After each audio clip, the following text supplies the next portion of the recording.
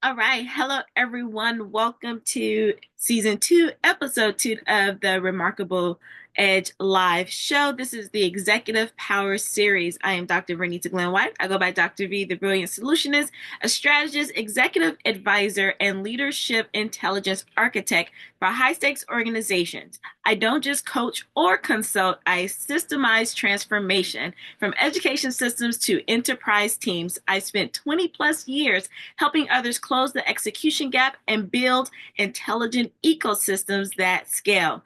This show is where bold execution meets intelligent design, where elite professionals come to rethink leadership, realign performance, and build organizations that actually work. So if you're done playing by outdated rules and ready to architect results that drive revenue, retention, and real influence, let's get to work. So let me say something that will probably upset a few coaches, consultants, and the TED Talk speakers, the gurus out there. And I had to wrestle with this, but it's okay. That burnout isn't the real problem. And we hear that so much. Like, I want to help you with burnout, burnout, burnout. But you know, or if you didn't know, that burnout is really a symptom. I was about to say a system. Well, it can be, but it's a symptom and it's the smoke and not the fire. It's what happens when brilliant leaders are forced to overfunction inside broken leadership systems. So let's be real. Executives don't burn out because they're weak. You don't burn out because you're weak. You burn out because your teams, tools, and infrastructure can no longer carry the weight that they were designed to hold. If your leadership depends on overfunctioning, you don't have a time problem, you have an infrastructure problem. And we're going to break all of that down. And so you don't need another vacation, although vacations are great. You don't need to do even any more deep breathing exercises, and those could be great as well. And you don't need another Friday afternoon off because chances are you probably take a lot of Fridays off anyway. So what you need is a system that doesn't punish you for being powerful. And I'll say that again. You need something that doesn't punish you for being the powerful force that you know yourself to be. So let's shift how we talk about this, especially for powerful leaders who don't complain. I work with leaders who don't complain. They say some things, but it's not from a place of complaining, but they're ready to create something new for themselves. And if you fall into that category, that means you don't, excuse me, need any type of pity from anyone.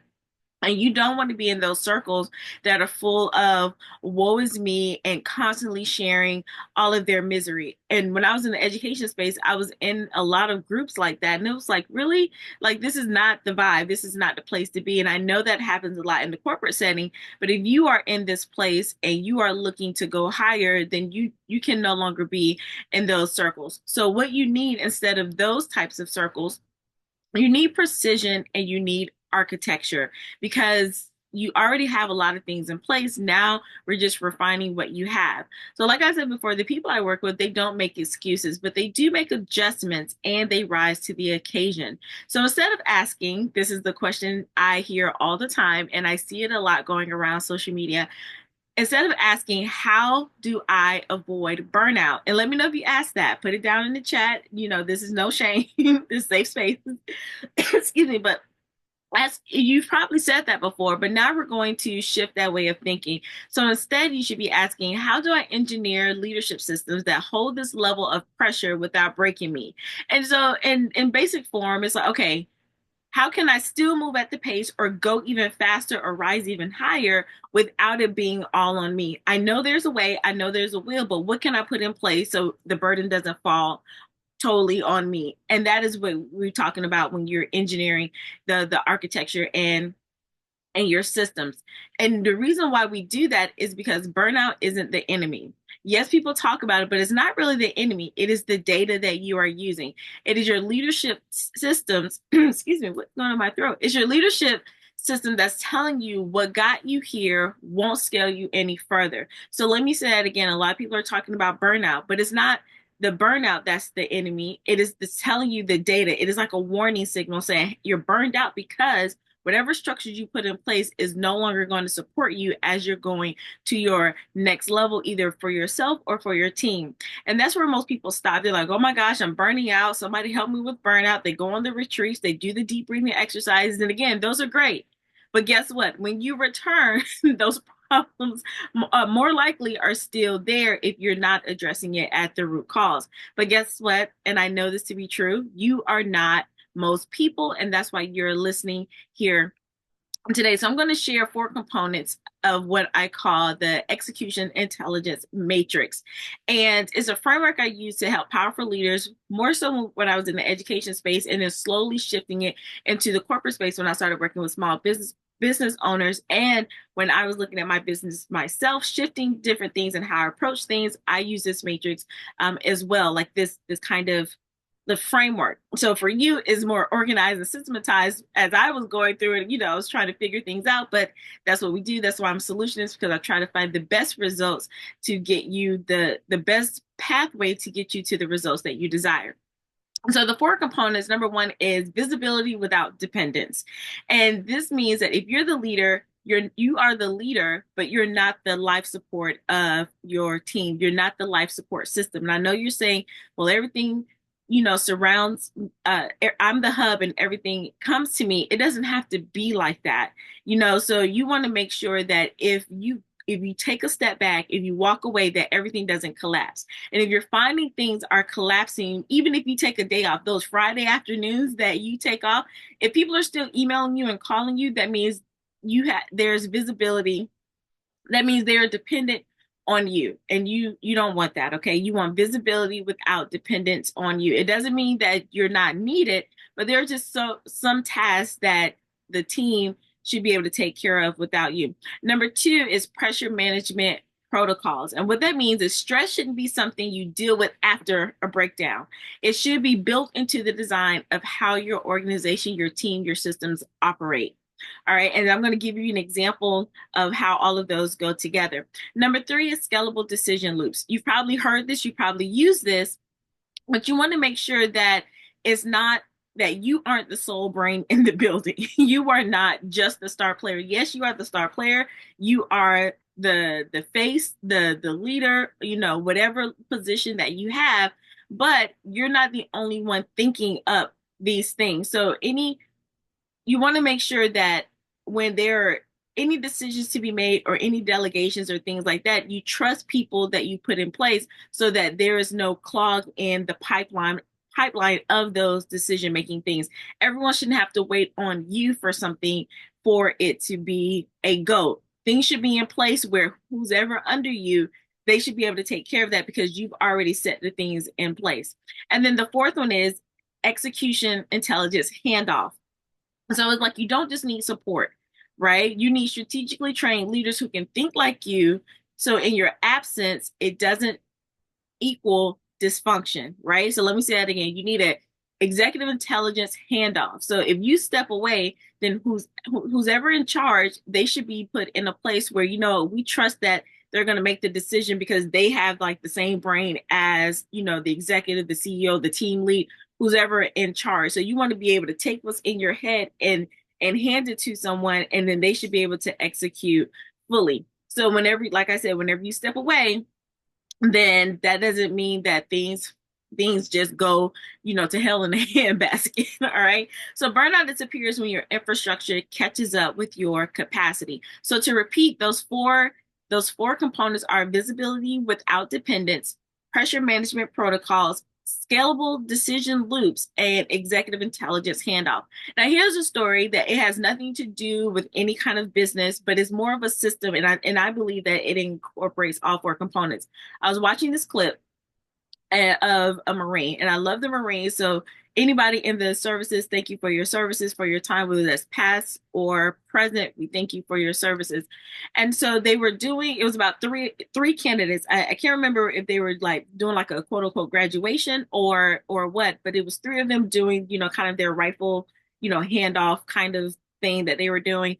And the one in the middle, he dropped his rifle, and he didn't he didn't look visibly embarrassed. He didn't try to hurry up and reach down and pick it up. He just stood there. And then off to the distance, you saw another like kind of older Marine. He's coming. He does his strut, that kind of walk that they do. And he did his like quarter turns. He kneeled, picked up the rifle, presented, do all those things and handed it back to, I believe it was the candidate. And then he continued with the process. Somebody in the comments said something that made me want to bring this into this episode. The person in the comments said, wow, the Marines literally plan for everything. And so that's what it was. It's like at some point when they were doing all of the protocols and, had the whole ceremony, somebody said, hey, what if somebody drops this? We have to make sure that we keep our standard of being, the Marines and staying in, this structure and staying into, I don't want to call them a character, I don't want to downplay, but you know what I mean? We want to stay poised in what we're known for. How do we address that before it happens, right? So when you get to a certain point where you don't just wait, you can't, while I say you can't really control like every single thing, you can think through a lot of possibilities. And when you do that, you can put those systems and structures in place so that when something happens, if there's an emergency, if the building isn't on fire or anything like that, your team is in place to be able to handle those things without a complete breakdown. So we're going to go a little deeper and talk about how burnout isn't about how much you're doing. It is about how little your systems are doing for you. So a lot of times people take on burnout. A lot of leaders, and you've probably done this, you take on burnout. Oh my gosh, I feel so burned out. I feel so drained. But it's really not about you. It's like what you're trying to do something, but you don't have the proper systems in place for you to do that. And when I say systems, I'll just give you just a practical example. I can be like, oh my gosh, all these, videos and things that I have to do and the recording and all of that. But it's like, well, if you put a plan in place and you map out all the things that you need to do and put in a checklist and adjust your schedule accordingly, you'll get through those things sooner, quicker, faster, instead of trying to cram everything all in one day. That is what I mean by systems. That was a low level example of systems, but you can scale that to high level enterprises. And it's a reason why these companies are still around and operating like they operate, because they have those systems. And even if a person say they burn out and they just can't do anymore, the show still goes on. Why? Because they have that infrastructure in place. So you want to bring that down. If you're not this massive enterprise, you want to apply that to where you are right now. So you can either scale your effort or you can scale your intelligence. So if your organization still relies on the heroic effect, to hit those top performance, then that means you don't have a high performing team. You have a house of cards that falls the moment you go, the moment you exhale, the moment you blow on it.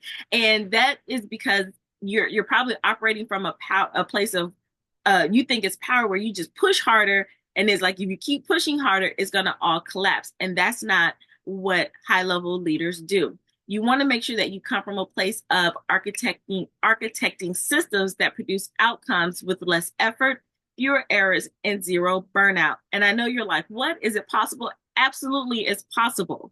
If I can get little kids in middle school and high school, and even sometimes in elementary when I was working on grants, if we can put just small procedures and things in place and let classrooms work, without, a lot of things happening and breaking down, you can scale and you can put these things in place for adults that you work with. And so in this episode already, if you're listening and you might have said ouch a little bit, or if it touched a nerve, then this is exactly why I created the Leadership Intelligence Resilience Index, or you'll hear me, refer to it as the LLI. It is a 5-minute assessment tool. So it's more like an awareness tool that shows you exactly where your leadership systems are misaligned in 5 areas and what to do about them before any burnout comes and before you have any breakdown. So the description is in the link is in the description, but you can also go to drvernitaglenn-white.com/leader index. And when you take that, you'll get a leadership profile that identifies your blind spots in 5 areas. You'll get strategic insights to re-engineer your execution and an invite to explore consulting or custom leadership ecosystems with working with me. So before, a lot of times like, well, book a call. It's like, well, I don't know what to talk about. That's fine. This is now why I created the LLI. So you can go through it. It's 10 questions. It won't take you long. And then it'll show up in a few areas where you say, I may have these blind spots. and then we can talk about how to address that even further, or you can take and say thank you for the information and go on about your day. And then if you're like, you know what, this is great and I want to immediately do a deep dive, still take the LLI and then just go ahead and book the call so we can discover how we can partner together and get you to see where you can embed those leadership systems so that you are scaling for influence and not for stress. All right. So let me know your thoughts about burnout, whether you agree or disagree. I would love to turn this monologue into a dialogue because I do want to understand, like, why are people so hyped up on just focusing on burnout when that is not the main issue? We need to start addressing how can we get to the point where we want to get to without having burnout? What systems do we need to put in place? Because if you don't address it, no matter how big you get, you're going to always come back to the same problems. All right. So make sure that you leave your comments down below, and I would love to hear from you. And make sure that you go check out the description and connect with me through the LLI. So you've been listening to the Remarkable Edge live series show, the Executive Power series, where we don't chase trends over here. We really don't. We engineer results. So if today's episode challenged your leadership thinking, well, that was the point. So I'm not here to motivate you. I'm not always here to inspire you, but I am here to partner with decision makers who are ready to scale, systemize, and succeed without the execution gap. So take the Leadership Intelligence and Resilience Index, or the LII, and start leading from infrastructure and not adrenaline. All right. So I am Dr. V. Thank you so much for listening and learning with me. And remember, stay bold, stay strategic, and never settle for leadership that doesn't scale. Until next time, bye.